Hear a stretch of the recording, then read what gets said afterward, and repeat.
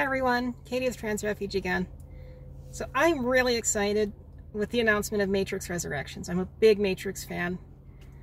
Even before, I think it was Lana Wachowski revealed that the original Matrix trilogy was an allegory for being transgender, I felt very deeply connected to the movie when I first saw the original trilogy. You know, watching the movies, I was like, this is a movie that's like about how I feel about life. And as, you know, like I wondered, like, these people that made this movie, how did they come up with this idea? Because it resonated with me so strongly.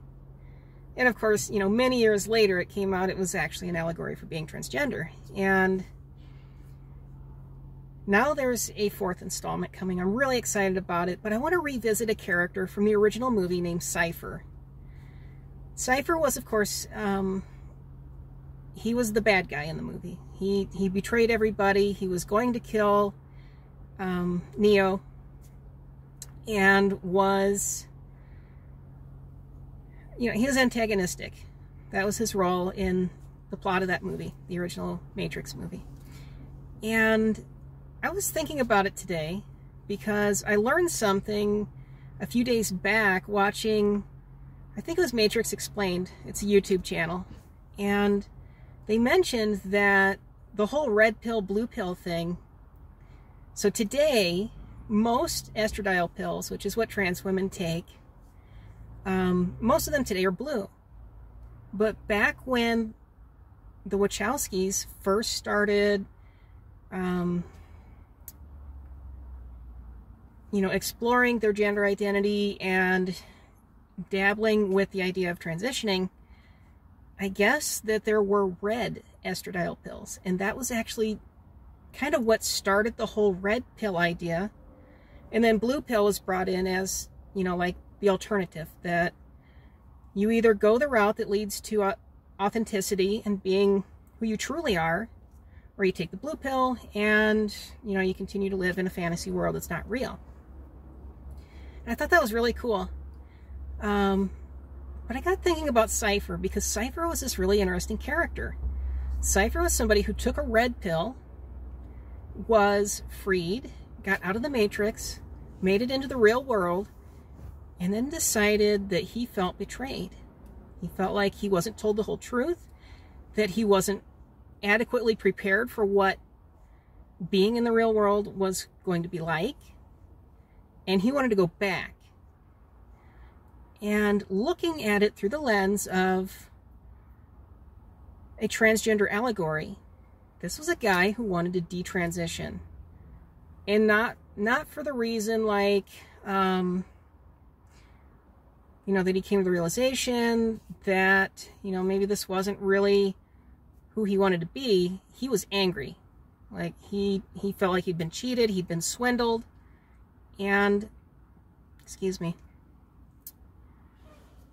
he was somebody who was militantly transphobic, basically.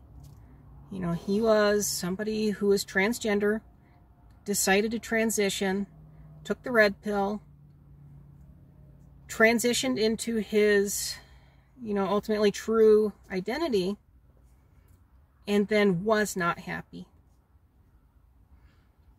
This is a really fascinating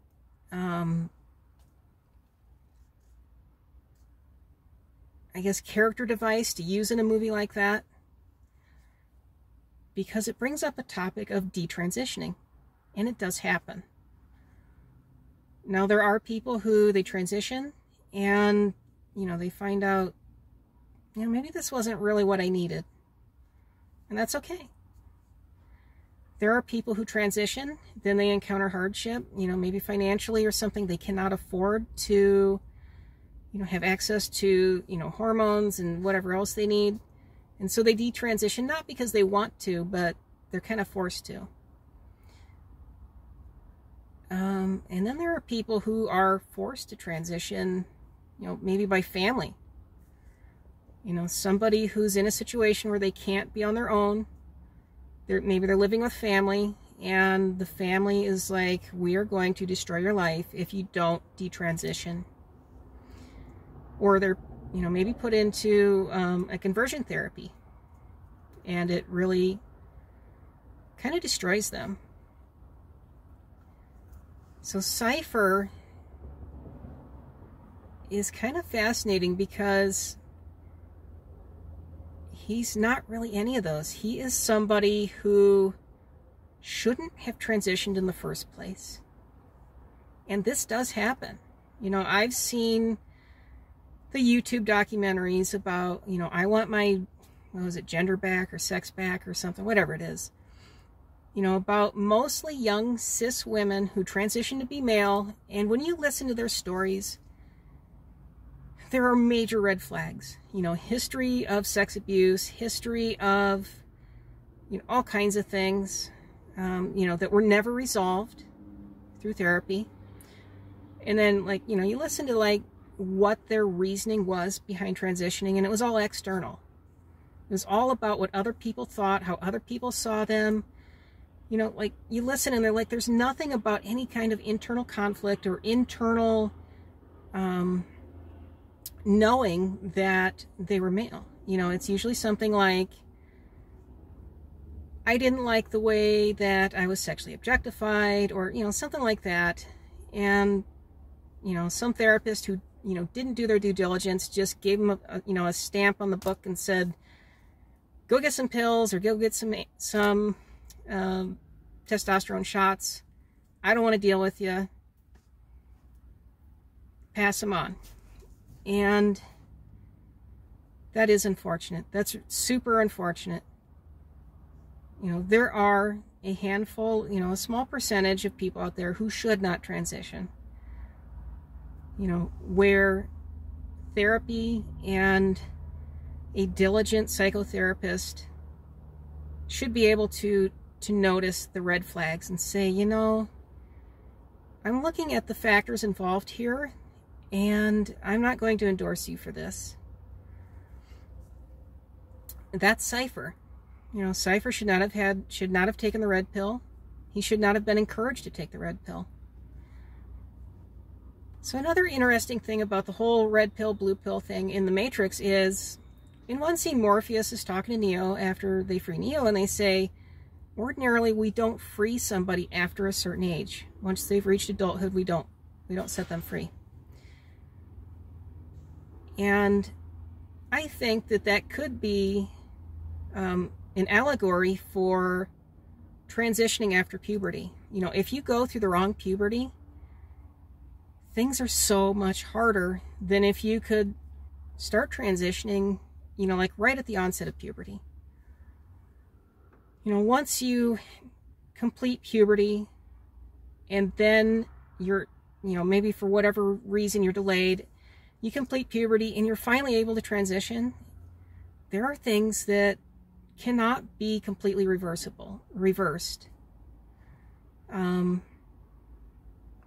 My bone structure can't be changed. My shoulders, my hips, fortunately I'm pretty close to being in the range of a cis woman, but many trans women are not. Same with trans guys. If you've got wide hips and narrow shoulders, what are you going to do? You can't really alter that. Same with height. Trans guys that transition after puberty tend to be shorter. They can't become taller once puberty's ended. The growth plates are, done. And same with transgender women. They, a lot of us become quite tall, and you can't shorten yourself. Same with voice. Now, of course, trans guys do tend to get a deeper voice with testosterone, but trans women, it takes a lot of practice to, get a voice that passes very well. And even still, sometimes I have a slip sometimes. I, go deep, or I have a bad day when my voice just isn't doing well. And that can be difficult. And of course, anatomically, without surgeries, there are things you can never change. So I just thought this was really fascinating to look at, the Matrix trilogy and the upcoming Matrix Resurrections, you know, through the lens of, you know, a transgender person and transitioning and coming out, you know, and all those things, because it's really fascinating. Like, you know, when the people were set free from the Matrix, they had to leave behind their whole life. You know, their family, their careers, all that stuff. And, you know, and we see that played out in the real world. Many of us lose those things, and sometimes more. When we come out, when we transition, people don't want to be around us anymore. People disown us. It's now illegal to fire someone for being trans, but it doesn't mean it doesn't happen. And it used to be perfectly legal, at least here in the US. So anyway, I thought this was really interesting. I hope it, you know, it maybe makes you think a little bit about the Matrix trilogy and the upcoming movie. Maybe you'll go back and revisit those movies, because they're almost 20 years old now. Actually, the first one's over 20. You know, go back and rewatch them and think a little bit about that whole transgender allegory. It's kind of interesting. So, see you later. Have a great week. And I'm going to make another video I'll be uploading. So, thanks.